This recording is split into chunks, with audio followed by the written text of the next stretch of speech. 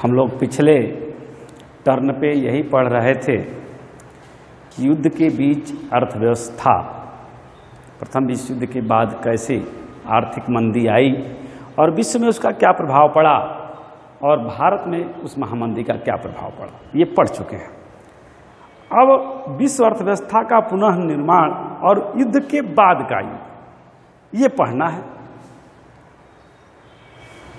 भाई आप जानते हैं कि प्रथम विश्व युद्ध से लेकर जो 1918 में समाप्त हुआ, तो अगर लगभग 20 वर्षों का युग देखें तो 20 वर्ष के युग में आर्थिक मंदी का भी दौर आया और उसके बाद 1 सितंबर 1939 को पुनः द्वितीय विश्व युद्ध की शुरुआत हो गई एक प्रकार, और वह 1945 तक चला, ये आप जानते हैं। यानी एक बार फिर विश्व दूसरे विश्व युद्ध की तरफ अग्रसित हो गया। इस बार भी मित्र राष्ट्र और धुरी राष्ट्र दो ग्रुपों में विश्व बटा हुआ था। मित्र राष्ट्रों में अगर देखा जाए तो ब्रिटेन, फ्रांस, रूस, सोवियत संघ रूस कह सकते हैं, क्योंकि 1932 में सोवियत संघ रूस बन चुका था। तो ब्रिटेन, फ्रांस, सोवियत संघ रूस और संयुक्त राज्य अमेरिका एक तरफ लड़ रहे थे। तो वहीं धुरी राष्ट्रों में अगर कहा जाए तो जर्मनी, जापान, इटली, ये एक तरफ लड़ रहे थे। यह युद्ध भी मैंने जैसा कहा कि 1939 से 1945 तक चला। इस युद्ध में भी लगभग कहा जाता है कि 6 करोड़ लोग मारे गए और लगभग कई लाखों लोग घायल हो गए। अगर देखा जाए तो 6 करोड़ उस समय विश्व का लगभग 3-4% जनसंख्या हुआ करती थी, यानी विश्व की 3-4% जनसंख्या युद्ध में मार दी गई। अब युद्ध का प्रभाव क्या पड़ा? यह पहला ऐसा युद्ध था जिसमें परमाणु हथियारों का भी प्रयोग किया गया, क्योंकि आपको मालूम होगा कि 9 अगस्त 1945 को नागासाकी और हिरोशिमा में जापान के अमेरिका ने बमबारी कर परमाणु बम, ये परमाणु हथियारों का प्रयोग करके इस युद्ध को विराम किया था। जर्मनी तो खैर पहले ही आत्मसमर्पण कर दिया था। हिटलर ने 1 मई जो है 1945 को जब अपने को गोली मार लिया, तो उसके बाद ही जर्मनी का आत्मसमर्पण शुरू हो गया था। लेकिन जापान जो है एशिया में तहलका मचा रहा था, तो उसके चलते जो है अमेरिका ने परमाणु बम गिराकर जापान को रोक दिया और इस तरह से युद्ध की समाप्ति हुई थी। आप अगर पढ़ेंगे उसकी कहानी तो आपको महसूस होगा, क्योंकि यहाँ बृहद उसकी कहानी हमको नहीं बताना है, हमको बताना है उसके प्रभाव का, कि क्या उसका प्रभाव आर्थिक व्यवस्था पर पड़ा विश्व में। क्योंकि उसके बाद विश्व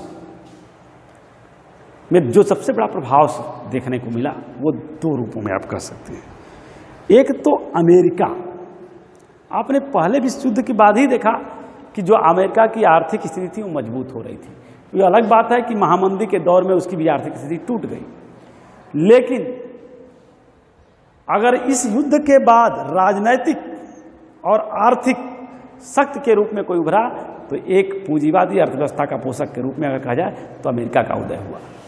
और वहीं दूसरी तरफ अगर देखा जाए तो सोवियत संघ रूस भी, क्योंकि उसने जर्मनी को जब हरा दिया तो वो जर्मनी को हराने के बाद सोवियत संघ की रूस की शक्ति भी राजनीतिक और आर्थिक रूप में उभर कर सामने। और यह क्यों ऐसा हम कह रहे हैं? क्योंकि सोवियत संघ रूस पूंजीवाद के लिए खतरा था, क्योंकि वो साम्यवाद का पोषक था। तो यह स्वाभाविक था कि इन दोनों के बीच में एक तनाव की स्थिति फिर पैदा हो। और विश्व बहुत दिनों तक, अगर कहानी वो बताया जाए तो बहुत लंबा होगा, लेकिन वो आपके पाठ्यक्रम में नहीं है, इसलिए शीत युद्ध का दौर चला सोवियत संघ रूस और अमेरिका के बीच।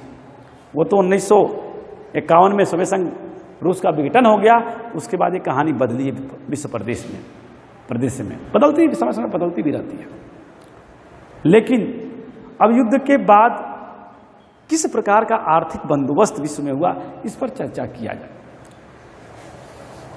ब्रेटन वुड्स संस्थान एक नाम आता है, ये अमेरिका से ये संबंधित है।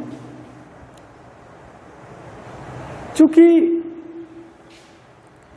युद्ध के आर्थिक अनुभवों को राजनीतिक और अर्थशास्त्रियों ने सबक लेकर दो प्रारूप तैयार किए। पहला सबक क्या था भाई, उस पर जरा ध्यान दिया जाए। क्योंकि बृहद उत्पादन पर किसी भी औद्योगिक समाज को अगर आप देखें तो व्यापक उपयोग की आवश्यकता थी, और व्यापक उपभोग के लिए उच्च और अस्थायी आय की आवश्यकता थी, और उच्च और अस्थायी आय प्राप्त करने के लिए अस्थायी रोजगार या स्थिर रोजगार की आवश्यकता थी। अब इसके लिए सरकार को किस प्रकार का कदम उठाना चाहिए कि लोगों को स्थिर रोजगार मिले, जिससे उच्च और अस्थायी आय बढ़े और जिससे जो है उपभोग बढ़े। ये पहला सबक था। दूसरा सबक था कि एक दूसरे देशों से आर्थिक संबंधों का,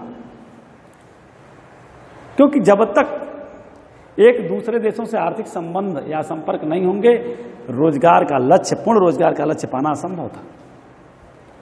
क्योंकि पूंजी प्रवाह, श्रम, पूंजी वस्तु श्रम का प्रवाह होना आवश्यक है, और इस श्रम का नियंत्रण सरकार कैसे करेगी अपने हाथों में लेकर, इसकी रूपरेखा होगी, क्योंकि इसी से ही रोजगार के अवसर विकसित होंगे। और इसी को लेकर अमेरिका के न्यू हैम्पशायर के 1944 में अमेरिका के स्थित न्यू हैम्पशायर के ब्रेटन वुड्स नामक स्थान पर संयुक्त राष्ट्र मौद्रिक वित्तीय सम्मेलन में सहमति बनी थी, जिसको हम कहते हैं संयुक्त राष्ट्र मौद्रिक वित्तीय सम्मेलन। इसको हम अंतर्राष्ट्रीय मौद्रिक कोष भी कहते हैं, IMF।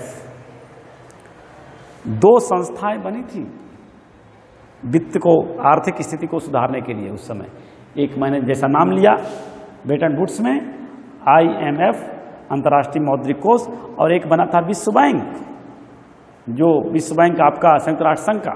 ये दो, क्योंकि बाहरी अधिशेष और घाटे से निपटने के लिए ये सम्मेलन में ये इन चीजों की स्थापना की गई कि जिससे कि आप आर्थिक व्यवस्था से निपट सकें।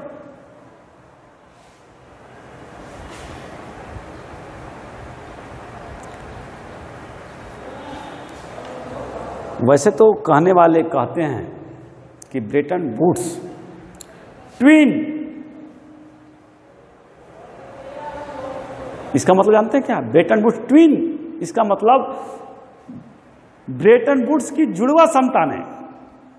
यानी ब्रेटन, अगर देखा जाए IMF अंतर्राष्ट्रीय मौद्रिक कोष और विश्व बैंक जो बने थे, ये दोनों एक प्रकार के अंतर्राष्ट्रीय व्यवस्था, आर्थिक व्यवस्था को निरूपित करने वाले संस्थान बने। चूंकि अंतर्राष्ट्रीय मौद्रिक व्यवस्था राष्ट्रीय मुद्रा और मौद्रिक व्यवस्था को जोड़ती थी, ये राष्ट्रीय मुद्रा पर काम करती थी विशेष रूप से। उसी के साथ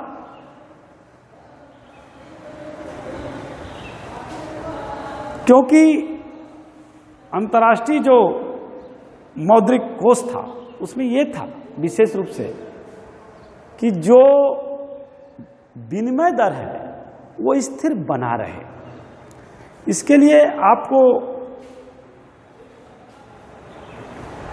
जो मुद्रा है उसका भी स्थिर रहना जरूरी है, क्योंकि मुद्रा के अगर स्थिर नहीं है तो विनिमय दर भी स्थिर नहीं रहेगी। और इस तरह से अगर स्थिर है तो निश्चित रूप से औद्योगिक राज्य जापान के लिए व्यापार और आय की अस्थायी वृद्धि, या पश्चिमी देशों में यह आधार बन सकता था, यह दे सकता था। लेकिन एक बात जाने, कर्ज लेना कोई कब तक अच्छा समझता है? कर्ज लेने अच्छा बात नहीं है, क्योंकि जापान और पश्चिमी देश जब विकसित हो गए तो इस पर आधारित नहीं रहे। क्योंकि आपको मालूम होगा कि द्वितीय विश्व युद्ध के बाद और 1960 आते आते औपनिवेशिकरण समाप्त होने लगा। जितने भी एशिया अफ्रीका में छोटे छोटे देश औपनिवेशिक व्यवस्था में थे वो स्वतंत्र हो गए, और स्वतंत्र हो गए तो उनके लिए भी आर्थिक समस्याएं खड़ी हुई। और जब आर्थिक स्थिति, उनके लिए भी आर्थिक संकट, अपने विकास के लिए अर्थ की आवश्यकता पड़ी, तो विश्व बैंक और जो है IMF जैसी संस्थाओं ने उनका मदद किया। क्योंकि लेकिन इनकी जो विनिमय दर थी अस्थिर थी, किसकी? विकासशील देशों की, जिस कारण ब्रेटन वुड्स संस्थान विकासशील देशों की तरफ से अपना ध्यान धीरे पीछे खींचने लगे, क्योंकि उनको लगता था कि हमारा जो है ऋण डूब न जाए। और इधर औपनिवेशिक की तरफ देना नहीं चाहते थे, और पश्चिमी राष्ट्र और जापान जब धीरे धीरे सुदृढ़ हो गए तो ये लेना नहीं चाहते थे, ये इनको कर्ज की आवश्यकता नहीं थी। तो यह एक संकट की घड़ी थी। अब आइए बात बताया जाए आगे कि विकासशील राष्ट्रों का, चूंकि विकासशील देश संसाधनों की कमी से जूझ रहे थे, इसलिए 1950 से 60 में, अगर 1950 से 60 के बीच जिस तरह से पश्चिमी देशों का विकास हुआ तीव्र गति से, उस तरह से विकासशील देश लाभ नहीं उठा पाए। और उन्होंने अपनी आर्थिक प्रणाली को नियमित करने के लिए जब देखा कि भाई विश्व बैंक और अंतर्राष्ट्रीय मौद्रिक कोष हमको सहायता बहुत नहीं दे रहा है, तो उन्होंने NEO,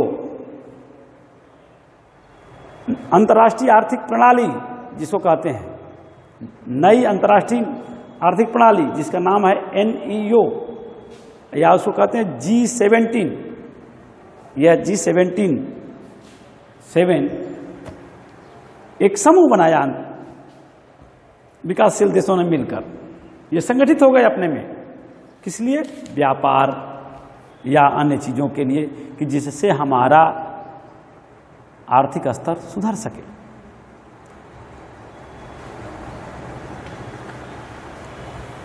क्योंकि इनका उद्देश्य क्या था? इनका यह था कि भाई हमारे प्राकृतिक संसाधनों पर वास्तविक नियंत्रण हो, हमको अधिक से अधिक विकास में सहायता मिले, कच्चे माल का अनुकूल जो चूंकि हम तैयार नहीं कर पा रहे हैं, तो जो हमारा कच्चा माल दूसरे को हम दे रहे हैं उसका हमको उचित मूल्य मिले। विकसित देशों में जो भी हम तैयार करते हैं उसका उचित मूल्य मिल सके हमारे माल का, इसके लिए ये G77 देशों का एक संगठित रूप। अब आइए, ब्रेटन वुड्स का अंत भी होता है, ऐसा नहीं है कि ये चला रहता है, और वैश्वीकरण की शुरुआत भी होती है। 1960 के बाद अमेरिका में भी यह स्थिति आ गई कि उसके जो है, अमेरिका में भी जो है आपको कहा जाए कि विनिमय दर अस्थिर हो गई, और जब विनिमय दर स्थिर हो जाए तो स्वाभाविक है कि उसका भी वित्तीय और जो उसकी प्रतिस्पर्धा थी अंतर्राष्ट्रीय बाजार में कमजोर पड़ गई। सोने के सापेक्ष अमेरिकी डॉलर अपना वैल्यू, अपना मूल्य बनाए नहीं रख सका। अतः एक तरह से कहा जाए, वहीं से अगर कहा जाए तो 1960 दशक के बाद अमेरिका में भी अस्थिर विनिमय दर की शुरुआत हो गई, अस्थायी विनिमय दर प्राप्त होने लगा, और इसका गहरा प्रभाव पड़ा, क्योंकि 1970 के दशक में अंतर्राष्ट्रीय वित्तीय प्रणाली बदल गई। विकासशील देशों पर यह दबाव बनाया जाने लगा कि हमसे आप कर्ज लीजिए कि जिससे हमारी आर्थिक स्थिति मजबूत हो। जब ऐसा अगर होगा किसी भी देश में तो निश्चित है कि वहाँ बेरोजगारी भी बढ़ेगी, वहाँ आय में गिरावट भी आएगी और गरीबी में वृद्धि होगी, इसका यह निश्चित है। और इसका प्रभाव क्या हुआ जानते हैं? जब महंगाई बढ़ने लगी, ये सारी व्यवस्थाएं बनोई, तो जो अंतर्राष्ट्रीय कंपनियां थी वो अपना मुख मोड़ ली पश्चिमी देशों से, अब वो अपना मुख विकासशील देशों की तरफ कर दी। तो ये बहुत आर्थिक बड़ा परिवर्तन हुआ। और इस परिवर्तन का मैं आपको उदाहरण दूं, तीन देश इस जो है चीन, भारत और ब्राजील, ये तीनों विकासशील देश हैं, विकसित देश नहीं है। चीन, भारत और ब्राजील, और तीनों ये गुलाम देश रहे हैं एक तरह से अगर देखा जाए। लेकिन अगर देखा जाए तो इन बदलते परिस्थितियों में, विश्व के आर्थिक बदलते परिवेश में सबसे अगर मजबूत हुआ है तो चीन, भारत और ब्राजील मजबूत हुआ है। आपको मालूम नहीं होगा कि 1949 की विश्व क्रांति के बाद चीन की जो, और एक दूसरा कारण भी जान लें कि साम्यवादी आर्थिक व्यवस्था का पोषक जो सोवियत संघ रूस था, उसके पतन के पश्चात चीन की नई, एक तरह से कहा जाए वैश्विक अर्थव्यवस्था में उसका एक बड़ा स्वरूप उभर कर सामने आएगा। और इसी तरह से अगर विकासशील देशों में देखा जाए दूसरे रूप में, तो भारत विश्व की पांचवी छठी अर्थव्यवस्था के रूप में आया, ब्राजील भी हुई है इसलिए। तो यह एक नए दुनिया का उदय हुआ।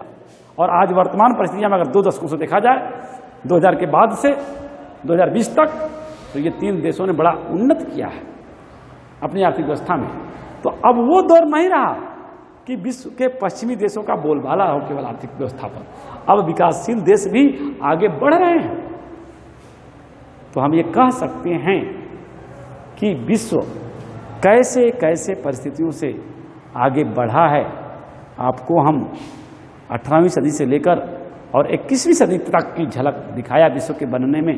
क्योंकि आप जानते भी हैं, वैसे मैंने बताया भी था कि विभिन्न देशों के में लोगों का सामान, सेवाओं, यही सब जो गतिविधियां होती हैं जो उत्पन्न होती हैं इससे। क्योंकि किस प्रकार आप विश्व में अपने सामानों को, अपने जो है लोगों को, अपने सेवाओं को किस प्रकार से गतिविधियों को अनुमति प्रदान कर पाते हैं, या कितना आप उसका वो कर पाते हैं, यही तो भूमंडलीकरण है और क्या है। तो आपकी स्थिति क्या है विश्व में, विश्व में आप किस तरह से जुड़ पाए हैं आर्थिक रूप से, यही ना भूमंडलीकरण है। तो विश्व में आर्थिक गतिविधियां किससे चलती हैं? सेवाओं से चलती हैं, वस्तुओं से चलती हैं, श्रम पूंजी के प्रवाह से चलती हैं। तो ये चीजें आपने पढ़ा इस पाठ में कि यह विश्व का जो है कैसे जुड़ा आर्थिक दृष्टिकोण से, इसकी चर्चा हमने की। इस तरह से ये पाठ आज समाप्त हुआ। यानी इतिहास जो आपको इस वर्ष 2021 के लिए जो पाठ्यक्रम निश्चित किया गया था वो समाप्त हुआ। अब आप इसको पढ़ लेंगे, उसके बाद हम आपको इस पाठ से एक छोटा सा टेस्ट लिया जाएगा, उसके बाद फिर नोट्स बनाने के लिए आपको सामग्री दी जाएगी, उसके बाद शुरू होगा नागरिक शास्त्र। तो आज तक यहीं पढ़ लें ये पूरा एपिसोड निकाल कर। इस पाठ को अगर कुछ पहले भी पढ़ाए गए थे, कुछ लंबा टर्न हो गया था, तो आप यूट्यूब पर खोज कर भी, मैंने पहले भी बताया था कि पढ़ सकते हैं इस पूरे पाठ के जितने भी वीडियो हैं। और पढ़ने के बाद हम आपसे फिर मिलेंगे टेस्ट के रूप में, तब हम आपको दर्शाएंगे कि आपने कितना सीखा, कितना जाना, और उसके बाद फिर आप आगे की कार्रवाई होगी। धन्यवाद।